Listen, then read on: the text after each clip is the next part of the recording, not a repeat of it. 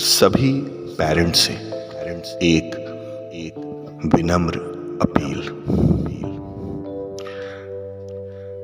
हम सभी या यूं कहें 90% पेरेंट जब भी अपने बच्चों का एडमिशन किसी स्कूल में कराने जाते हैं तो वो सबसे पहले ये दो चीजें देखते हैं। पहला, स्कूल घर के करीब है कि नहीं, और दूसरा इसकी फी अफोर्डेबल है कि नहीं, यानी कम है कि नहीं। बस ये दो चीजें उनके फेवर में रहती हैं और वो अपने बच्चे का एडमिशन उस स्कूल में करा देते हैं। क्या ये सही है? नहीं डियर पेरेंट्स, ये बिल्कुल सही नहीं है। जब भी आप अपने बच्चों का किसी भी स्कूल में एडमिशन कराने जाएं तो सबसे पहले आपको ये देखना है कि वहाँ की फैकल्टी यानी शिक्षकों की टीम मजबूत है कि नहीं, उनके पास क्वालिटी एजुकेशन है कि नहीं। दूसरा, वहाँ का माहौल या यूं कहें वातावरण, क्योंकि बच्चा घर के बाद सबसे ज्यादा समय बिताता है अपने विद्यालय में यानी स्कूल में 6 से 7 घंटे। तो जाहिर सी बात है स्कूल का जो माहौल है उसका असर उस पर जरूर पड़ेगा। और तीसरा सबसे महत्वपूर्ण बिंदु जो है वो है सेफ्टी।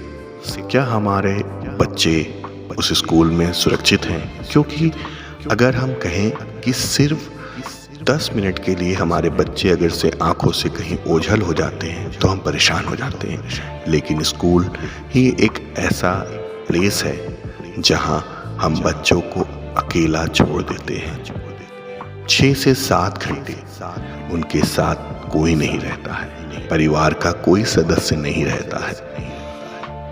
तो इसलिए हमें जब भी बच्चों का एडमिशन कराना चाहिए सोचना चाहिए कि वहाँ का माहौल कैसा है, वहाँ की टीचर फैकल्टी कैसी है, और तीसरा वहाँ की सेफ्टी कैसी है। अगर ये तीनों मापदंड पे हमारा बच्चा या यूं कहें हमारे बच्चों का स्कूल खरा उतर रहा है तो हमें उस विद्यालय में बच्चों का एडमिशन कराना चाहिए। क्योंकि अगर से बच्चे की जड़ कमजोर हो गई तो फिर वो पेड़ कभी भी बड़ा नहीं हो पाएगा। और हम में से 90% पेरेंट ये गलती करते हैं।